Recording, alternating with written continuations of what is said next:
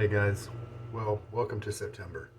And so we can depart from the Chiseled Face Midnight Stag Challenge of Austere August. So I'm bringing you some of the items that I've been talking about a little bit for the last month or so. We've got Slut Dragon from Declaration Grooming, which is a soap given to those who contributed to the different charities of the Lather Games of 2021. And so that'll be fun. This will be my first try with that. And then my first time using a Bostonian, a vintage Gillette. And then this is my first time using this particular Paladin. It is a Cleo handle Paladin. And I might try to put the code into my notes. As you can probably see, we've got a little bit of gelling of the tips. The bristles seem kind of thick. The tips don't seem to be very fine. They seem to be soft, but I wonder if I'm going to experience a little ropey kind of feeling because of the thick shafts of the bristles, and then I don't think the tips are coming to a very fine point, and so I may experience that. I've had it soaking now for a while to try to help that softness. Put it back in the soaking jar. We'll put the Nacet in this guy, and I believe that's for me a razor a little on the aggressive side, so he may not play too well with the Nacet at this point, especially if I need to do that against the grain pass in my trouble area right here, but we'll see how it goes. All right, I took a break here to check out the razor, give you a little bit more details on the Bostonian. And I found that looking up the serial number, in this case, it's found at the bottom right there, stamped. This is a new improved. You had the Gillette New, and then after that existed for a while, you had the new improved, and that was generally the 1920s, and then they switched over in the 30s to the new they had the common bar and stuff, and so we're looking at a 1922 razor based on the serial number. Next year it's going to be 100 years old. Pretty wild. We do have a few bent teeth on the corners, obviously it's been dropped over the years, but I think it's in remarkable shape. And it is a razor that usually is a little more than my skin can comfortably handle, or preferably handle. I can shave with it, but because I had a big fellow, which is similar to this guy, has that same nice Criterion handle. See that diamond pattern there? Maybe it's in focus more if I pull it back. But it has a longer handle, and so. This will be an interesting trial. Let's take the Nacet. We're out of August. We're still going to keep shaving with this Nacet until we get to a nice round number, like 450.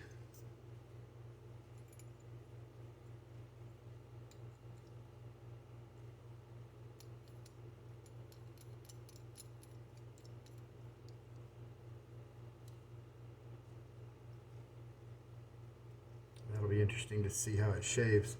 I looked it up, and Gillette, when it was making UK razors, the Aristocrat series and others, they had numbers. The 66, the 16, the 15, that sort of thing. And I learned in my research of those that Gillette assigned them as set numbers and not razor numbers. And so the only for sure way to know what a certain razor was is to have the actual box that it came in, and then it would tell you the set number, because they would put the same razor in two different sets. There are some Aristocrat 15s and 21s that are the same exact razor. They're both the closed comb. Most of the 15s are open comb. But and so in America they did that too. including this particular model. This was the new improved, and with this criterion type handle, this diamond etching and stuff. It was put in a Richwood set as well as the Bostonian set, and I happen to have the case for this one that came when I bought it, and this is in great shape compared to some of the other cases that I've had. It's got this cool elevating platform when you lift it up, and as you can see there, it says Bostonian. And so they did a Richwood gold, they did a Richwood this color, and so holding this right now, you don't know whether it's a Bostonian or a Richwood. But in this case, I have the case. And so there were a couple of others, Criterion and one other that were kind of in that same genre, in that same time frame. But this is a Bostonian, and it's a new improved. Some people say this is one of the best razors that Gillette ever made. I think those are guys who like it a little bit more on the aggressive side. And so we'll just see how everything goes down today. Should be okay, but it'll be fun. I mean, regarding the looks of this one, I hope this is not like the big fellow. I think I'm gonna have to sell my big fellow. He's just user grade. He's not very beautiful. I love the size and everything, but just the aggression, the feeling there is a little bit more than I usually want. Maybe I would save him, if I could save him for days when I'm taking down a huge amount of growth or something like that, maybe. All right, so let me get my face ready. We will use, after the shave, we will pick, I gathered up several of my balms, and I have them right here because I recently talked about making sure, at least online, maybe typing, maybe on my video, talked about how maybe I would try to use up my balms a little bit more because, yeah, I was talking online how the balms don't have an unlimited shelf life. I had some Stirling balms that got thin, lost a little bit of their scent strength, but I was a little concerned. They started to seem like they were going to break up, and I did manage to use a couple of them before they did. But I don't want that to happen with the rest of them, and I've got enough to where I believe I've got, if I just use nothing but my balms, even from the ones I was able to grab just now, 1, 2, 3, 4, 5, 6, 7, 8, 9, 10, 11, 12, 13. I've got 13 balms on hand right now. I've probably got a couple more somewhere else in a box. But multiply that, let's divide that by 4. We're looking at a few years, 3 or 4 years of uses if I use nothing but balms as my post-shave routine. And I sure don't want any to go bad, right? So let us, what we'll do is, I just wanted to have them on hand, and then I can pick. If you're curious which balm I ended up using, you can just check the description of the video and I'll have that listed. I want to see how this scent goes with the Slut Dragon. I want to see how this scent works out, and then I can choose a complementary balm. I'm getting kind of nice warm fruity with it, kind of red fruity like passion fruit or something. And this is kind of a blind evaluation of it because it wasn't really one that was released with a lot of scent notes because it was kind of a limited release to certain people. I was looking for my measuring spoon, and in the process of searching different places, I found 3 more balms. So we just extended it by like another year. So I think by using them, I'll figure out is this one I want to keep, or maybe pass on to somebody else so they can use it before it goes bad, right? Now, the Stirling ones, I'm confident that if I don't buy any more balms, they'll last until the end. But I did have a Cella balm that only lasted about a year. And it might be an oddball character. Maybe they don't have as many preservatives or something like that in that balm. But it did go kind of a rancid smell and it changed not as thick in about a year of. The good thing is I got 40 uses out of it before, and that was the balm that it taught me a lesson. I didn't know that balms would go bad. And now the alcohol splashes, of course, are going to stay around forever because alcohol is a great preservative in this case. I did end up finding a backup measuring spoon, so I'll use that one. And I do want to scoop this. Wait, wrong one. I moved it. I do want to scoop the Slut Dragon soap because part of its charm and part of the humor in it is that it was sprinkled with shreds of Colonel Conk lime. And that's part of the joke because your friendly Pyro was the other guy with Declaration Grooming. They got together to put this soap and be generous with it. And so you can see some of the lime right there. And so I don't want to brush load because I think I'll work too much of the lime. And so what I'm going to do is I'm going to use my 1/4 teaspoon and scoop some up, and then I'm going to find a shard of the lime to add in with it. Now I've got some shards on this here. I thought it was some kind of, mold or, some kind of agent that was eking out of the soap base. Until I read up on it and read up about that it was the Colonel Conk lime, and that just tickled me to death because the Colonel Conk lime was a part of the joke where your friendly Pyro planted clues for the entire. Push this down in the lather bowl. Planted cute clues during the lather games a few years ago, and had this great thing to give away, but nobody picked up on it. His clues were too good, I guess. At the time, I didn't know him well enough to pick up that some of the things he was saying were irregular and not him, And to be honest, I haven't interacted with him a whole lot online, so I don't know that I would pick up on it even now. He would have to be a little bit overt that he was doing something for me. And so he ranted. And I've remarked about this on the channel a few times. He ranted for a little bit about how he worked so hard and nobody picked up on anything. And the way he did it was I thought it was just hilarious. All right, about 1/4 teaspoon is what we've put here, so we'll see how the Declaration Grooming Milksteak base does when you use that much product. I can always get more if I need to. Face has been wet, and I think we are ready to start working that lather up. We'll see how this Cleo does. You know what I'm going to do? I'm going to my fingertips, got a little bit of this soap on it.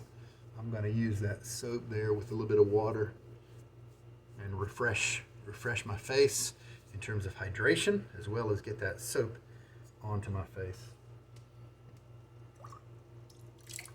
This knot holds a good bit of water. Shake a lot of it out. And let's just see how everything does. It's so strange to be working up a lather that is not Midnight Stag, that's not that base.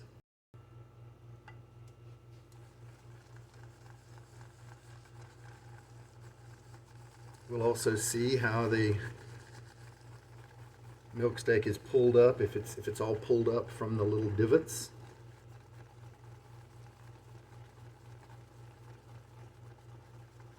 In terms of the backbone, I believe this brush is nice.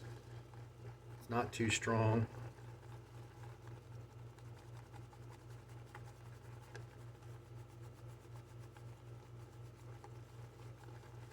Milksteak is a fairly soft soap base, and so it shouldn't have a problem picking up all this soap out from the holes. 40 milliliters of water in my jigger there. I don't plan on using that much, but that's what I like to start with, and subtract at the end. Oh yeah, there we go. I think almost all the soap has been picked up.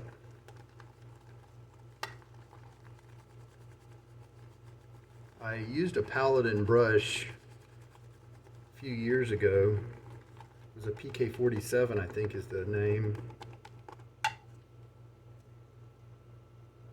I enjoyed the bristles at the time, and I enjoyed the comfort of the handle. It wasn't the Cleo, it was the PK47 handle. But it was just a little, I put my fingers a little too close to the soap. So we'll see if the Cleo is a little bit different, or maybe I have changed. Maybe I don't quite need the clean fingers as much as I used to.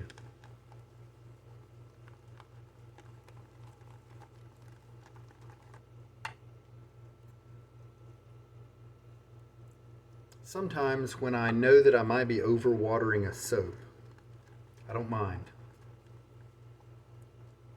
Because if the soap ends up to be too wet, then I know what I'm going to do is add some more soap to it anyway.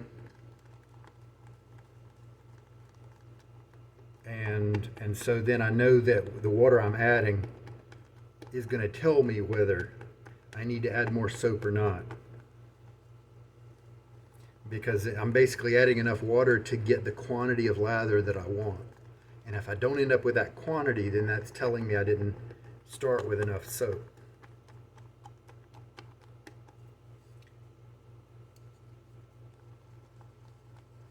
Got a meeting coming up, and I need to cut away after the lather generation here. Go to that meeting. We don't have tons of lather like we've been getting with Midnight Stag, but Midnight Stag is also the chiseled face base is one that I think is a little more efficient than the Milksteak, since Milksteak has moisturizing properties and things like that. I believe I need to run Milksteak a little drier than I normally do. And so I may put a little bit more soap in there. Alright, what we'll do is that since this doesn't look like a ton of lather, we will just see how it works out. One thing you can do is, well, with Milksteak, you know what, let's do it. With a soap that is more of a cream, you can sometimes just stick the soap, like pick out a little pocket there and press the soap down in there. The soaps that are harder, they don't tend to stick once you've got the bowl wet. So I think I'm going to need a little bit more than a quarter teaspoon here. And so let's just kind of pull out that much.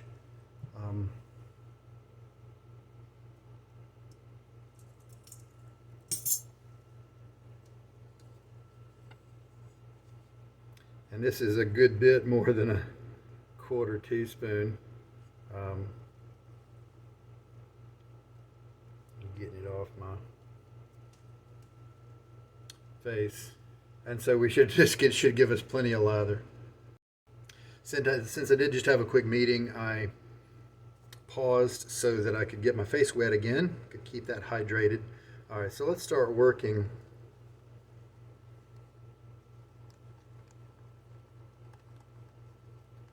that into the base here, and we should see it start thickening up with a the problem is if you have a soap chunk that comes loose and it's not a really soft soap, then what can happen is it follows the brush just kind of pushes it around the bowl. And I have, years ago, I had instances where I would be at the end of the shave and there would be the soap chunk. It never got integrated.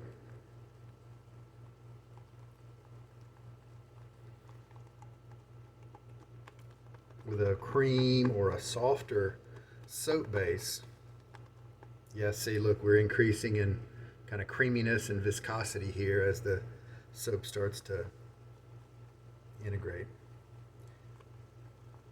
With the creams or the softer soaps, then it's less of a problem, because even if they do come loose and kind of float around, the impact of the brush working on them usually works them down nicely.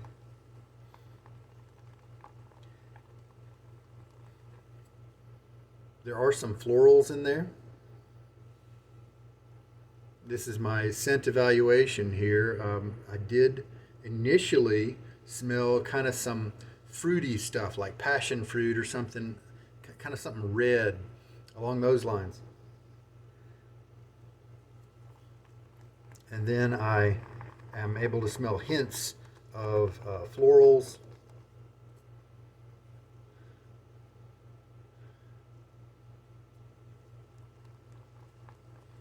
It's almost like there's a little aldehydes or something. West Egg, is a soap by, I think, Storybook. Now that I've added more soap, significantly more soap, I'm going to add a little bit more water. West Egg had this aldehyde kind of scent in there that was intentionally put in because it wanted to resemble, like champagne or gin or, cocktails, that sort of thing. I could be wrong. It could be something else that's similar. It's light. It's not a dark scent at all. You haven't heard me mention leather or smoke or wood or anything like that. Definitely have enough lather to get the job done. Now, I just didn't want to have to re-lather like on the third or fourth pass, because this blade likes to go for more than 3 passes. Is there a little bit of greenery in there? If so, it's very muted. It's not a strong green type scent. I'm trying to figure out what is working with the floral and the light fruitiness.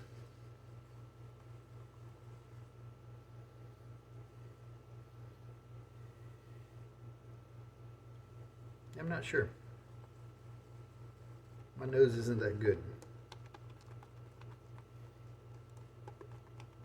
And you can definitely tell that this is a different soap base than what I've been using in August. The Chiseled Face, Midnight Stag, the normal tallow soap from Chiseled Face, not the new Silk Tallow, is a nice base that's wonderfully slick, but it just doesn't get this creamy. And the Chiseled Face doesn't have the moisturizers and those types of things that this one does. And so it's not a fault of Chiseled Face. Matter of fact, as we saw, it didn't take very much loading for Chiseled Face to give you plenty of lather. And so in that sense, the Chiseled Face base is going to beat out the Milksteak easily. And so if you can only buy a few soaps every once in a while, and you want to conserve, then the Chiseled Face might be a better base for you. Now, as you saw me all month, I wasn't able to get a lather that was quite this liquidy, quite this elastic. And that's because of those moisturizers and butters and oils that kind of help it to be that way. Let's use it. I think we're in a good spot here. Definitely have plenty of lather to get the job done. If I need to go into 4 or 5 passes, I should be just fine, I think. All right.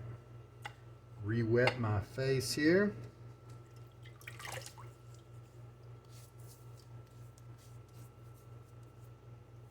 Reset the camera. All right.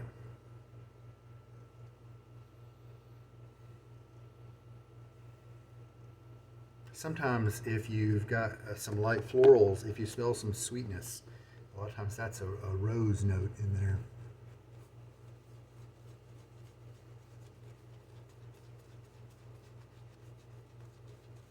if that's in there, it's in a small amount. It might, and it really might be in there, but it's just not very big of a part of the scent cord. We've got lots of bristles here. I feel kind of that density due to the backbone, and I've been using a boar brush that does not have very much density all month, and so this is a strange feeling.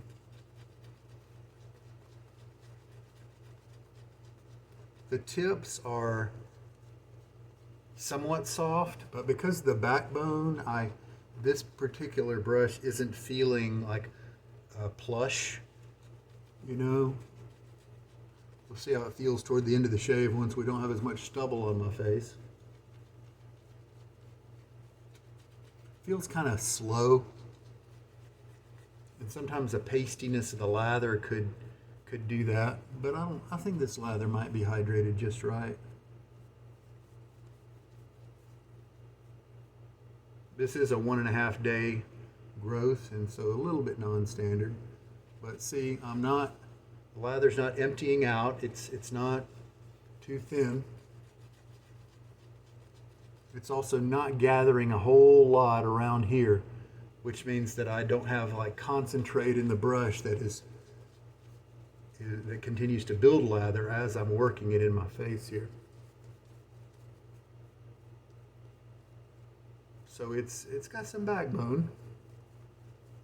There's no scritch or anything like that. The tips are soft. But in many cases, even with badgers, it's good to use it a few times before you immediately pass on. I mean, unless it's just radically not what you want. Badgers do change some, but they don't change radically, usually. Unless you buy one new, in which case it's better to give it a dozen or two shaves. I was talking with, was it Zachary, who was walking a little bit with me in the Austere August. He was using the same brush all month, I think he was saying, and it was a badger, and he got it back in the lather games and was really happy with the way the brush was shaping up. It wasn't as nice back in the lather games, but when he put more uses on it, now he's really enjoying it. That can definitely happen with badgers. All right, I feel like I've got a nice hydrated lather. So let us see what the Bostonian can do. Again, we're talking about the new improved. You can tell it different, the new improved, because it doesn't have a bump, a ridge right here that goes all the way across like the new ones do. The deluxe is similar to this, where it doesn't have that bump. But if I recall correctly, the comb, it looks a little bit different between here and the deluxe. I can't remember for sure. I need to compare these two, because the deluxe is super smooth for me. It's called we call it the Gillette New Deluxe. It's very smooth, whereas the new improved, at least with the I've got a new improved standard and I've got a new improved Big Boy, and I believe both of those are a little kind of scrapey, a little aggressive for me. Now, the Nacet here is not going to be a good comparison to a young blade, but let's just see. Good bit of tugginess going on here, but it's not really it's not painful at all.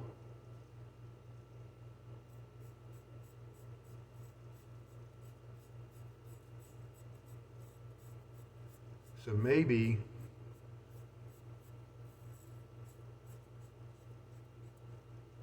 this type of razor would be good for me to use when I am shaving off more than 1 day of growth, and it might even feel better with another type of blade. But since this old Nacet here is very smoothed out, it could be that this is the best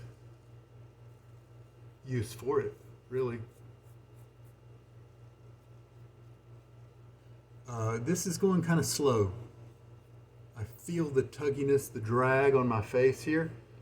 I don't know if maybe it's the Milksteak. I've had that happen before when I was using Milksteak, and I kind of assumed that it was maybe I didn't mix the lather up well or something like that. Let's see how other oh, you know what I can do? I can get the excess right there. And sometimes if I have a razor that's got a bit of aggression to it, I don't end up with a close shave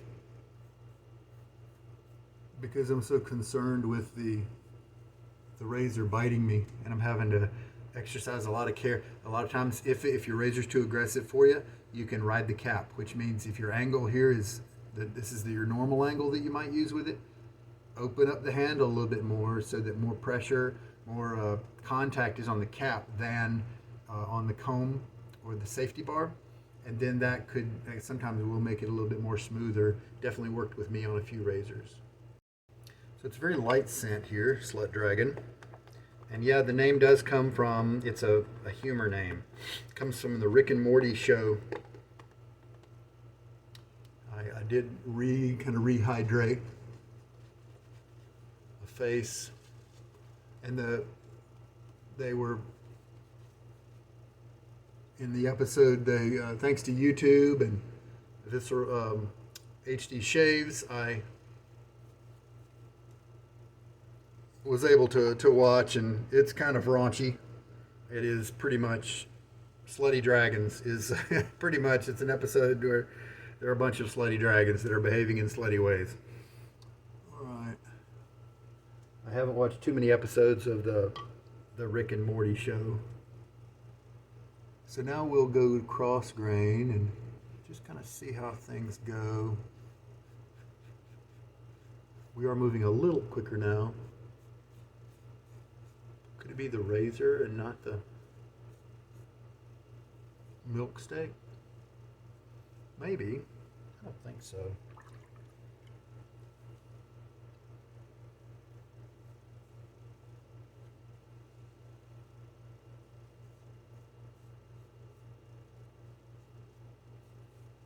Definitely feel like I could cut myself pretty easily with this one if I lost my focus. Maybe hit an angle wrong in a certain tricky spot, like with looser neck skin. With this one, it might be more important to tighten up my neck. I don't usually have to do that. There we go. I do feel like it's slippery, but it's kind of a thick, oily slippery, and that might just be the Milksteak. And sometimes an oily slipperiness is slower than a soapy one. You can get some of the excess off, put it in trouble spot, hit that area again.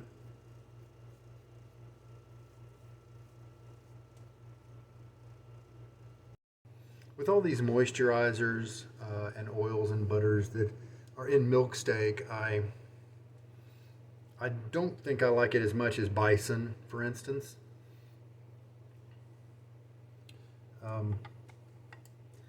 Because of that. But you know, there are a bunch of guys out there who like to shave with drier lathers than I do, and I wonder if those guys who are like me, who really like to kind of super hydrate their lathers, I wonder if they like Milksteak a lot, or if they're kind of experiencing it like I am, where it's just not as kind of slippery as others. I am feeling this big old ball of badger. This is some density here. Doesn't feel ropey or wiry. It does feel nice and soft. So that's promising. I'm gonna wait and put it through a more slick lather, you know, fine accoutrements, or you know, tobacco, or even Declaration Grooming Bison, and see how it feels then. But I'm really happy with my test lather with Williams. I thought maybe it was going to be a little wiry and ropey, but it feels pretty good now at least. Bostonian, he's working so far. He's working all right so far. So third pass now.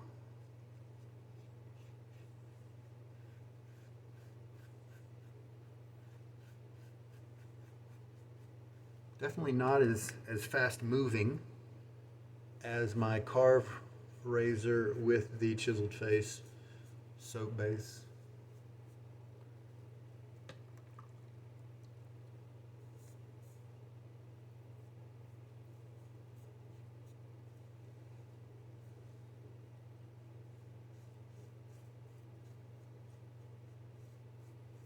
And I do like the slicker feeling of a faster moving experience. However, I mean, it's not the end of the world, right? You just have to get used to something just a little slower.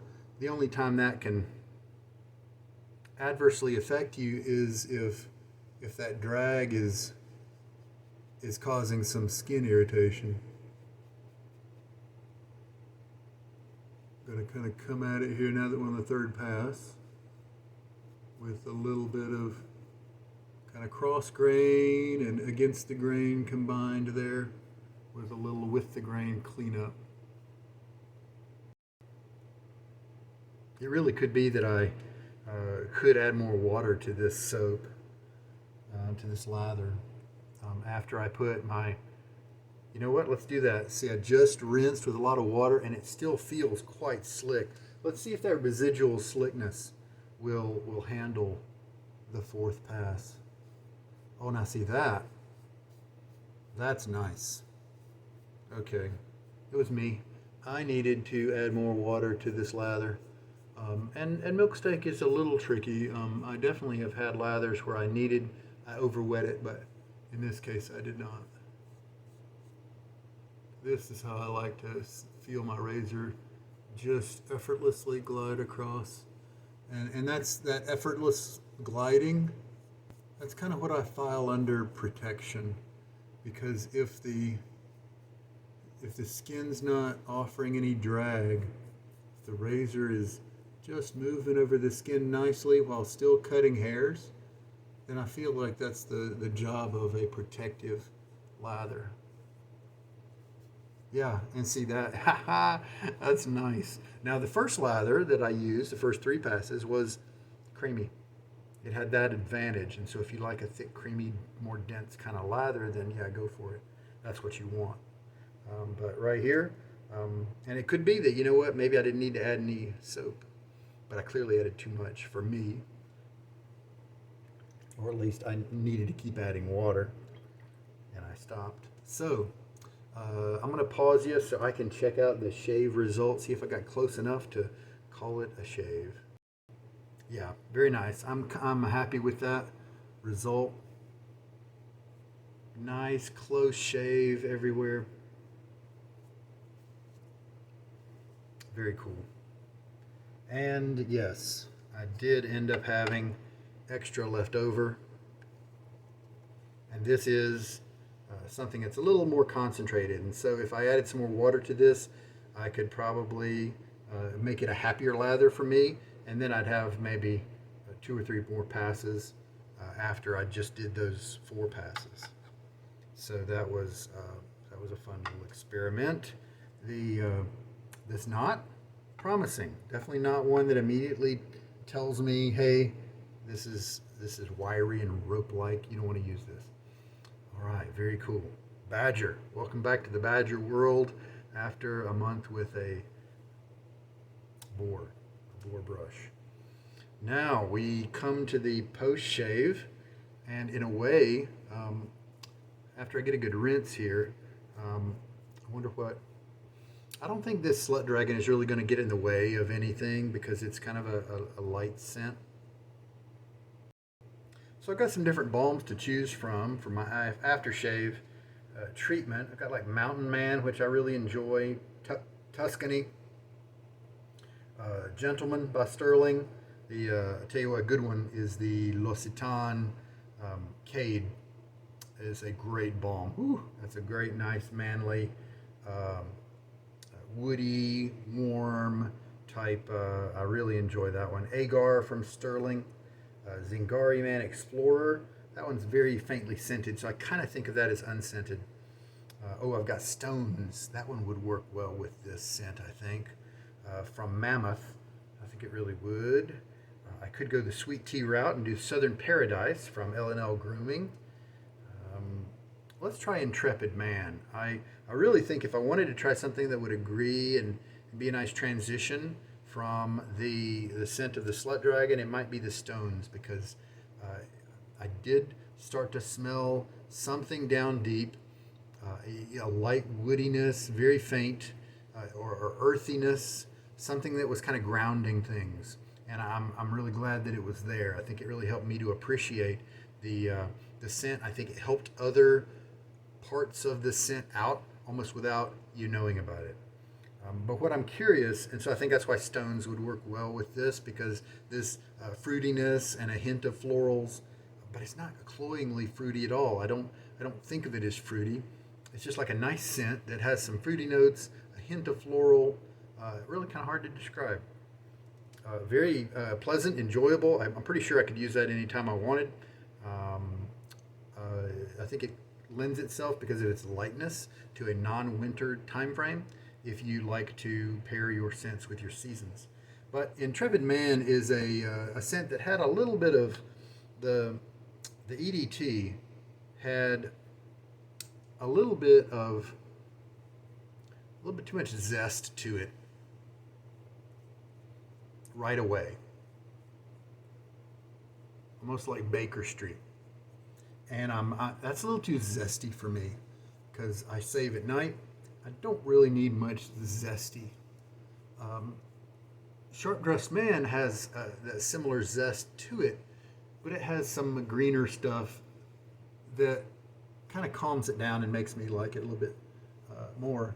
So let's just see what this balm. I am smelling some of that zest kind of right away, but we'll see what it calms down to, in about 15 minutes or something like that. So we'll see if it's a good balm that I might want to keep. It is kind of a new scent. I think it's based on original Santal by Creed, I believe. Oh, I've also got the Hallows balm. Oh, that's a nice one. Barrister and Man. That's going to be a good one to play around with. I do have some tenderness, and so this razor, while it may not have generated any weepers, I did get some spots where I got some of that tenderness, and so the balm is definitely going to help work that out. Now the trick here is, if you put on a balm, what are you going to do for your EDP if you want to wear a fragrance? Well, number one, you can just wait and put that on later, and you could pick whatever you wanted, or you could pick something complementary. And so if you have the balm for Intrepid Man, you could use the EDT for Intrepid Man, and of course they're going to agree. Or you could just be like me with my choosing of the balm and just pick from your EDT selection what you think might agree with your balm. And in a few hours, the EDT is going to be the only thing people smell anyway, and so you don't really have to worry about it too much. So very cool. I don't think I'll use an EDT today, because I want to see how this balm feels and smells on me for the next little bit. I've been using the fragrance for Midnight Stag because it's been that month, and that gave me kind of some credit in the Midnight Stag department by using the EDP with that particular challenge. So, did I pick up some of the lemon, some of the zesty? Oh yeah, see, I'm smelling more florals now. The little shard of lime from Colonel Conk was not. It might have added some lightness and some freshness, but it wasn't really perceivable. So Slut Dragon, definitely an enjoyable soap. It's really tough for me to try to place it.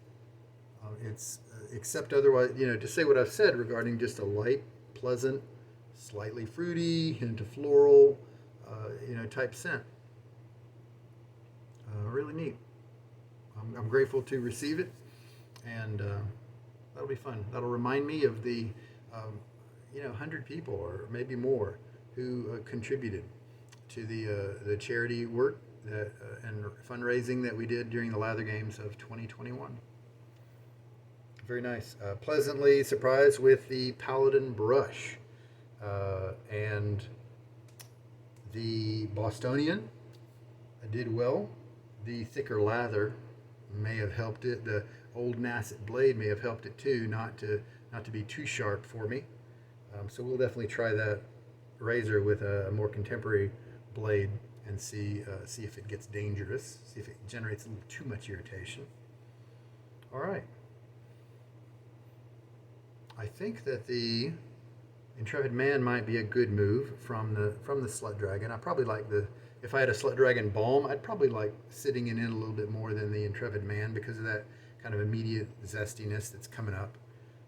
But we'll see how things go. We'll look forward to trying some different stuff. I have another brush to try out in the future. This Simpson, what is it, a Duke 3 and Manchurian. Yeah, Duke 3, and it'll be a Manchurian knot this time. And we'll see if I like that any better than the Best and the Super, which are not, I'm not a fan. They don't quite match me. A little not soft enough. All right, guys, take care. This is Sugar Daddy Shaves, and I hope that this shave has got some good stuff in it for you to help you out in your journey. Take care now.